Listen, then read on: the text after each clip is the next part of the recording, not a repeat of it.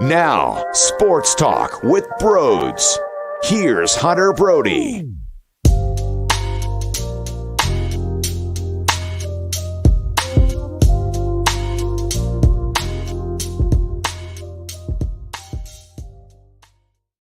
What is going on, everyone? Welcome on into Sports Talk with Broads. Leave it to the Phillies to find a way to have a fantastic road trip, to hit the West Coast, Seattle, and LA to face the Dodgers, and find some sort of way to make us feel sour about it because they blow a game in the ninth inning with 2 outs that they should have won. And I'm so disappointed that happened. I won't lose sight of the overall great, let's take 3 or 4 from the Dodgers, and I would have signed up for that instantly when we saw the schedule before. If you told me this road trip would result in 2 series wins, I'm dancing naked down Broad Street. That's how excited I am, so I won't lose sight of that. But it is irritating to think, even though there were some opportunities to tack on more runs in that Game 4, Odubel Herrera is swinging at pitches that go through his legs, and it totally changed the entire approach for the rest of the at-bat, which would have been massive to gain some insurance runs. So a Cody Bellinger triple off Corey Knebel, and Lux, who gets redemption for the issue that he had for the error, which allowed the Phillies to grab an early lead. That wouldn't feel as monstrous in the moment because you would have some comfortability with more runs on the board. I gotcha. I would have liked to have more runs added eventually, and the runs did stop, but I can't get over the fact that in the ninth inning, with 2 outs already locked and loaded on the board, you lost the 1-run lead then. So while you're not wrong to acknowledge that the offense could have helped, could have added, there were some moments throughout the game where you cringe a bit because you think that might come back to bite you. Ninth inning with 2 outs after Roman Quinn makes one of those catches out in center field where his speed was utilized, and Corey Knebel only needs 1 more. There's a Cody Bellinger triple that starts everything off. Oh, man, that's so painful and disgusting, and I'm so irritated by it because this bullpen right now is a problem. And even though Corey Knebel is number 1 on my target list of disappointment, I have to go to Joe Girardi in the 8th inning with Familia. Familia cannot be utilized in high-leverage situations. Now, the defense was fantastic all around. Bryson Stott with an excellent, unbelievable effort at second base to jump 7,000 feet. If he was at the NFL Combine, I bet you he would have the highest vertical we've ever seen with that leap that he had at shortstop to make the play. Camargo was great. In the 4th inning, you thought there would be more damage made. This was when Aaron Nola was on the mound, who had another fantastic, terrific day at the office, and no win to show for it. 7 innings, 8 strikeouts. Come on, man. But Camargo turns a double play after diving to his left. He made plays earlier than that, too, over at third by the third base foul line.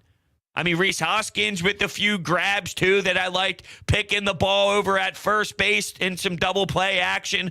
But it was awesome what they did on the defensive end. That 8th inning, that should have been more.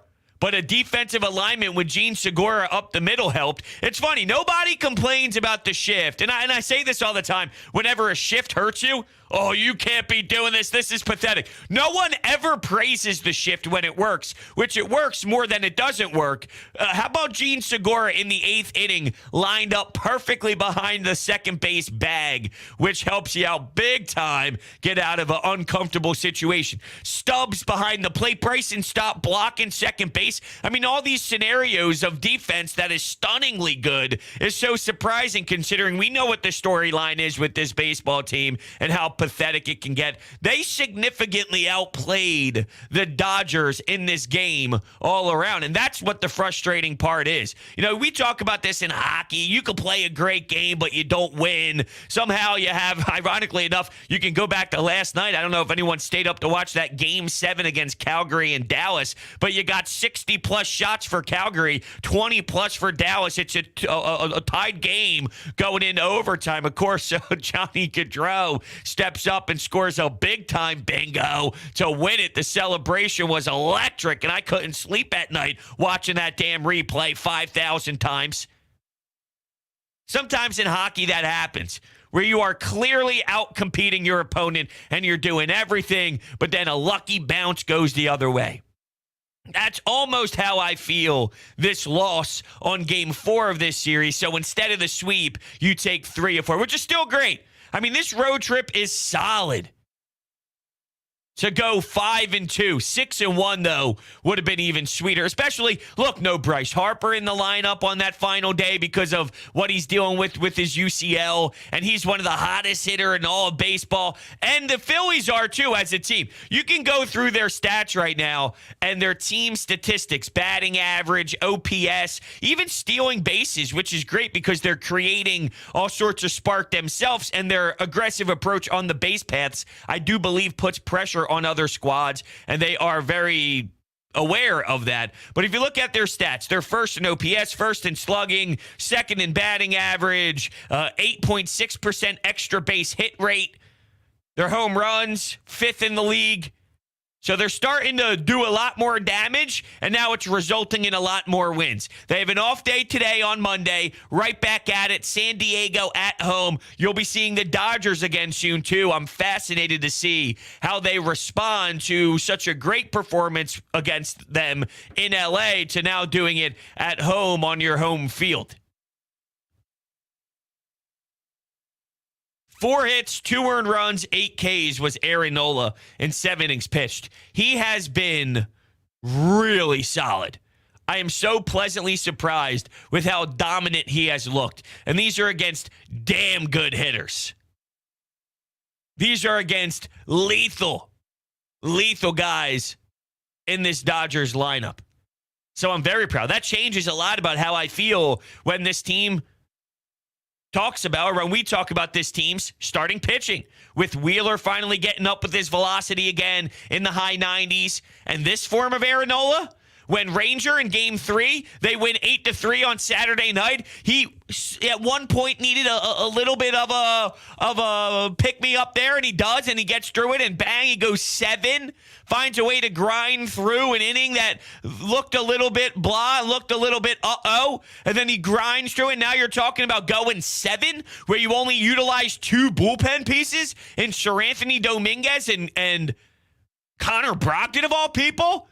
And Brogdon, one batter gets on, everyone's freaking out saying, this is a disaster, this is going to be awful. Bang, bang, bang. He finishes the job.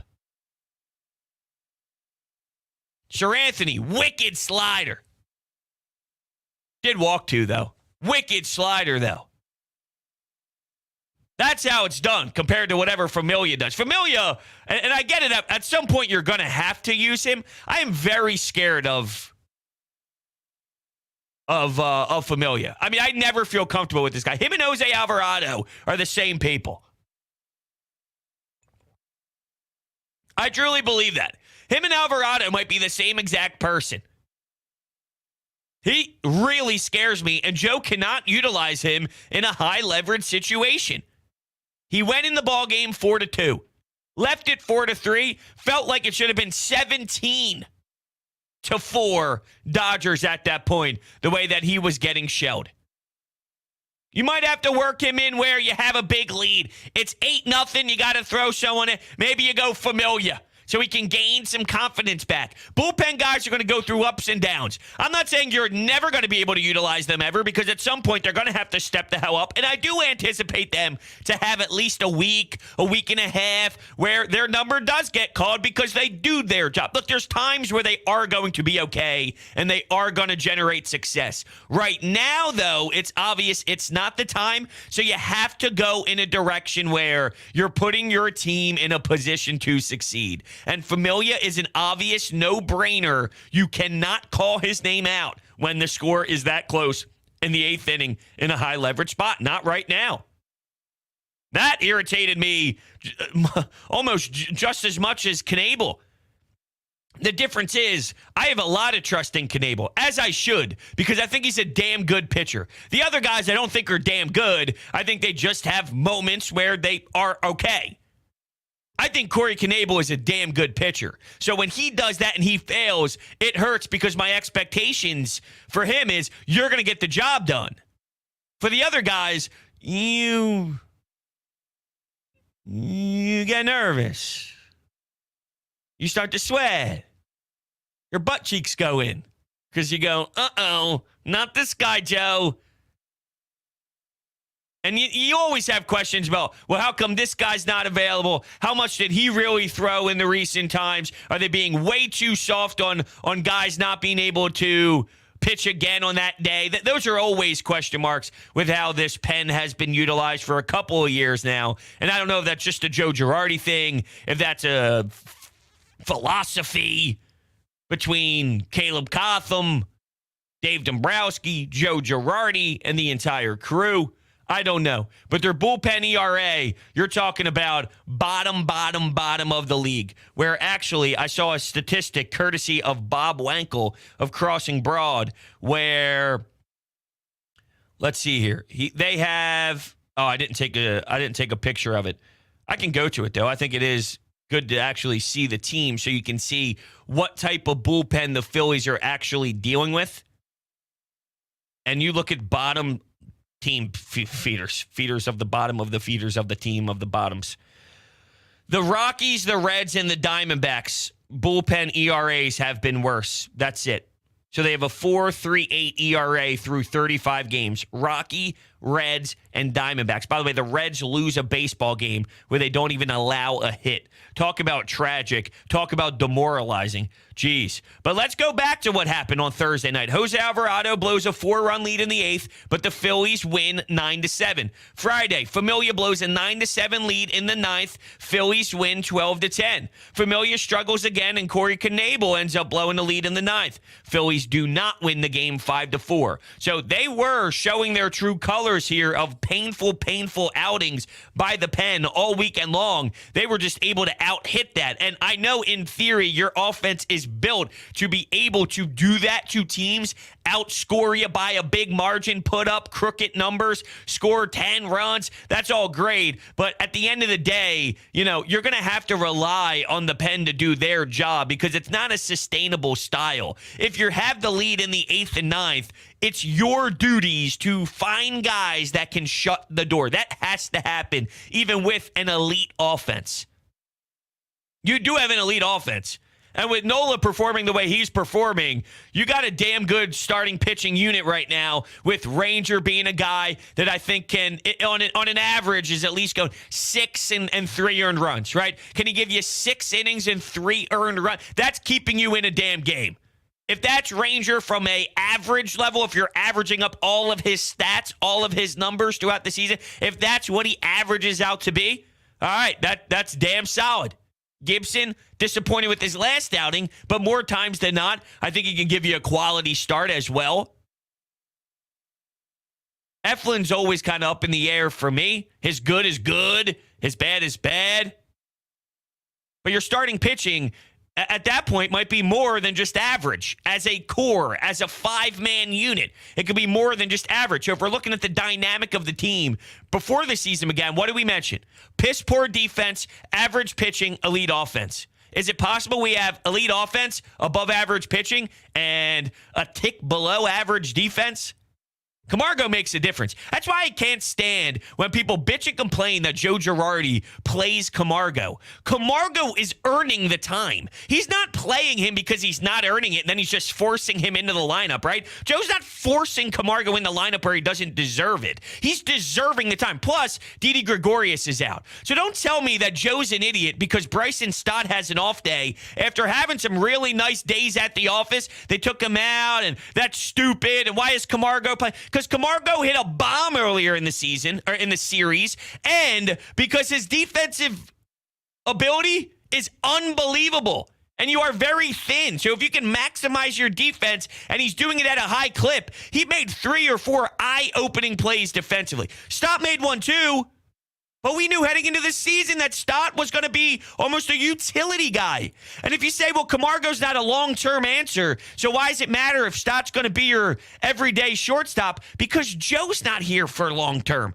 Joe doesn't have his contract. Do you think Joe cares about 7 years from now if Bryson Stott's their everyday guy or not? I'm sure he cares about the dude. I'm sure he's rooting for the kid. And yeah, there are some human emotions tied to wanting him to succeed. Of course, he's not a bad-hearted individual, Joe Girardi is. But Joe Girardi's trying to put the best product on the field. And if it's Camargo, look, you don't have, last year and in years past, and speaking of Bob Wankel, he joined me yesterday on The Fanatic, and he brought this up. I think it's an excellent point. Because I was frustrated with how many people were so annoyed by some of the other Stubbs is in the line. It's an afternoon game. It's an afternoon game after playing 3 night games in Dodger Stadium. Of course Stubbs is going to play. By the way, ground rule double. This guy's getting 2 hits, earning a walk. He was playing well. Defense throwing guys out at second. Stop your bitching. You always find people to bitch about with the lineup every single day. But what Bob brought up is maybe in years past you had to maximize every single spot in the lineup. 8, 9. You were so focused in on that because you had to squeeze out every run. With Reese hitting better, even though Bryce didn't play this game, with Bryce playing already at the MVP form again, Castellanos, Schwarber, with these guys performing the way that they are, you don't have to milk it out the same exact way as you used to, where you could survive with the Camargo at 8, with Camargo at the back end of your lineup. And I couldn't agree more. I don't get it. I think they just like to find something to bitch about Girardi. That's what it is. Why is he playing this guy? He's earned it. I mean, what have you seen out of Camargo to not earn it? Well, Stott has earned it. He had a nice series. He did. So you're going to have a few guys that are fighting for a spot. One guy sits that night. It is what it is. It is what it is. They didn't lose because of Camargo. Right? I mean, they lost this game. I was going to say, you win games with Camargo. What are we complaining about here? Just because you think he's Ronald Torreyes? He's significantly better than Ronald Torreyes, and his defense is really, really good. And you are very wonky in the defensive department. So he has earned some starts here, especially with Didi out. And here's another thing I'm getting pissed off about. I don't want Didi to return. This is what I'm saying. I don't want Didi to return. Okay. How dumb can you be? A left-handed bat. See, you're letting one season of Didi Gregorius factor into your skewed decision-making. Didi Gregorius right now is hitting, 280-something? 288. 288. I don't want him in my lineup again. Why? I love Stott as much as anybody else loves Stott. I want Stott to be the future here, and I'm fascinated to see how he grows. He's had some really nice at-bats, some big-time RBI after his struggles and getting sent down. I'm a Bryson Stott fan. His entire family's all over Broads Media. I love it. I'm reaching out to them after they're retweeting all kinds of stuff. I'm like, hey, we're part of the Stott family here. I feel that way. We might change this to Stott Media. That's how much we support Bryson Stott. But we can't be dumb here. Oh, I don't want a 288 left-handed bat in my lineup. Why? I don't ever want Camargo to play. Why? Why? Come on. It's crazy. It really is. With that, we'll start taking your phone calls if you would like to chime into the conversation. Before we do that, though, let me tell you about my friends over at Freestone Farms. It's my favorite CBD brand because they farm it themselves with all organic inputs, and they offer the highest quality genetics in their extracts. I've tried a lot of different brands, but honestly, Freestone Farms CBD has been amazing for me. I like using it after workouts and before bed. I have found that it helps me sleep insanely better at night. What's even more exciting, our friends at Freestone Farms just unveiled an all-new strain menu with some awesome CBD at really reasonable prices. Just check out their tropical tasting Bayox that clocks in at 24.1% CBD. All of their premium hemp flower is grown on their Garden State farm with all organic inputs and IPM. Absolutely nothing nothing synthetic from farm to jar. On top of that, use promo code BROADS for 20% off at checkout on freestonefarmcbd.com. Their link is down below in the description if you would like to check that out. You absolutely should. With that, we'll go to the phones. Hello, good morning. You are on Broads Media. Hello, can you hear me? I can. Hello. Hello. So after the series, I think this whole series is what Dave Dombrowski was expecting from this team. A lot of offense. I took down some notes. 33 runs this whole series against a really good pitching staff. 24 of those runs were off starting pitching, which the announcers or T-Mac or Ben Davis would say. The Dodgers starting pitching before the series had a combined ERA of something in the ones, sub-2, which is unbelievable in my opinion. Putting up 24 out of your 33 runs on the season on a 1.96 starting pitching rotation, that's awesome. It definitely is, and that's why this team, real quick, this team is so professional at hitting where you were looking at Nick Maton and Luke Williams and Jankowski, where you have Schwarber, Castellanos, Bryce, Reese, Gene Segura, who's on an unbelievable hitting streak, where, these guys can get to a Kershaw, even though he didn't pitch this series. They can get to a Walker Buehler. They can get to a Urias. They can get to these guys, where in previous seasons, as I was alluding to before with your 8th and 9th hitter, you had to squeeze out every ounce of every single player to maximize your batting order, but that's not the case now because you just have pure MLB hitters here, and it's night and day difference from what we saw last year. Dave Dombrowski, I'm sure, was smiling ear to ear when they scored those runs to score 4 runs early in that final game. Yeah, and though we did end the series on a sour note, I think there's so many positives to take away. Like Aaron Nola was like he was awesome. Like that's a great sign, especially against the Dodgers, that maybe he has really, really improved from last year's season, which was quite disappointing.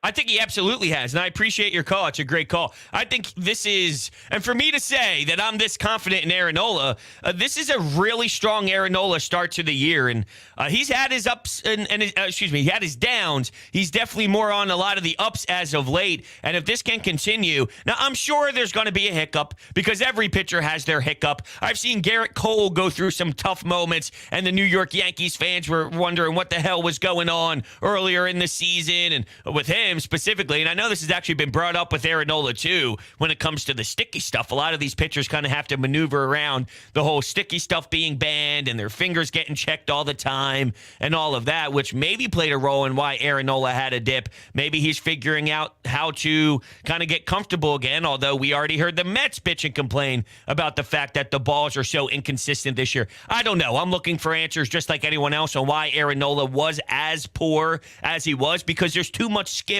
in there. We can bitch about the lack of velocity in his fastball, but there was always something strong about Aaron Nola with the uniqueness to his off-speed pitches and the bite on that curveball and the changeup. And now you're talking more cutters. I feel like we're hearing cutter when you're talking, when you're listening to T-Mac and Ben Davis talk on the broadcast. There was something about the uniqueness of not only location and his ability to put the ball where he needed to put the ball, but the way he mixed up his pitches. And we just didn't get that sharpness all around in his upsetting seasons. But now he's locked in, and he looks really damn good. His strikeout numbers are continuing to rise, which is great. We're talking 8 strikeouts. We're talking about him rising on the Phillies overall historic leaderboard for strikeouts. So that's really great to see. And if this is what we're going to get consistently more times than not, well, then we're going to have a really good starting pitching staff. I feel that way. And with an elite offense, that's going to be something that can carry this team far to win a lot of baseball games. Let's go to Amadeo. Good morning, Amadeo. Good morning. It's a good series win by the Phillies. Yes, it stings that they blew the ninth inning, because I'm not sure, because I'm really disappointed in Corey Knebel, because it just feels like the past couple of, ever since that Mets series where he was part of the reason why the Mets came back, it just feels like he hasn't been the same since. I'm not sure, because he's losing command on the curveball, losing command on the fastball. And what you said earlier about the same thing with Familia coming out in high leverage situations, Joe Girardi has to realize that guys like Alvarado and Familia cannot be used in those situations because you just can't rely on those guys to have a clean inning 99.9% of the time. Yeah, right now it's devastating thinking about those two guys in any sort of high leverage spot. And I know this is the hand he's dealt with, right? And he has to make decisions with what his current bullpen is, but you got to be more creative to even get other guys instead. It's Sir Anthony Dominguez. It might be guys that at this point, would I trust Norwood over Familia in the 8th inning? Guys like that, I'm saying maybe. And you know what? I'm sure there will be outrage if it's Norwood or Bellotti or anybody else that gets their name called. I'm sure someone is going to be upset about it, but honestly, you cannot go to Familia. You cannot go to Jose Alvarado. You have to look in a different direction. In regards to Knebel, he's been around the block and he's been here, not here, I'm just saying here in terms of in Major League Baseball and pitching in big spots for so long that he's pitched in playoff spots recently. I think he'll be fine as he moves forward. He just has to work through this little bit of a rut that he's in. I feel more confident about Knebel than any of the other guys, and I think over time he'll be all right, but right now he's definitely going to have to dig deep to figure out what's happening. Yeah, definitely. Just for the case of the offense right now, this entire series, they scored 4 runs today, but can I really be mad at the offense when you're scoring 8 runs, 10 runs, 12 runs in a 4-game series in every game against the Dodgers? No, I can't really be mad about that when Bryce Harper is hitting double after home run after double after home run. You get all the home runs in the world, and then you're getting really a glimpse of basically what the ball is going to be like when it gets warm for the Phillies in Philadelphia. Just imagine about that. You got a little bit of a taste right there. But when you get into June, July, when it really gets hot in this city, just imagine of how much the ball is going to fly for this team and how much that's basically what we've been talking about this entire offseason. The ball is just going to be flying out of Citizens Bank Park consistently when it gets warm.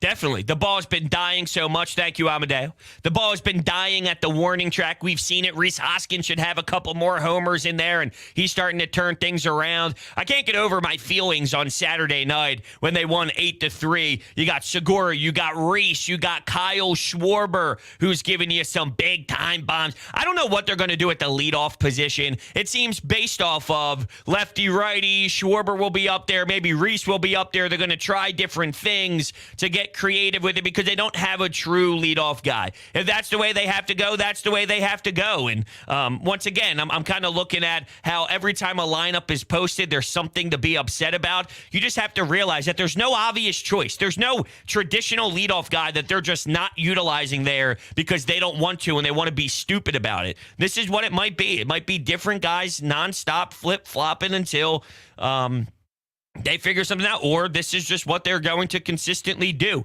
I don't think Rhys Hoskins batting first or Schwarber batting first, that's the difference in them winning or losing the game here. I don't think that's the case. I think that there's too much of an emphasis every night on where the batting lineup is, in all honesty. Even though the leadoff spot is clearly important, and going 0 for 5 with 3 strikeouts is not something that could be sustainable if you want to be taken seriously, and I understand that. And that's what it was earlier in this season, but I'm just saying that there's too much of an emphasis on night to night on where everybody's hitting and this and that. Let it just play out and let them get into a groove, just hitting the baseball as a team, and you see what damage can be done when that's the case. And you're absolutely right bringing up the heat compared to some of the chilliness here in Philly where it's cold and it's not the greatest weather. Wait till it becomes the greatest weather and the ball is being crushed. We have a $2 donation from Skylar here that says, if the Phillies make the playoffs, I'll give you $50. Okay, Skylar, I will definitely keep you with that. And I'll say that if they don't make the playoffs, I'll give you $50. So this is from Skylar.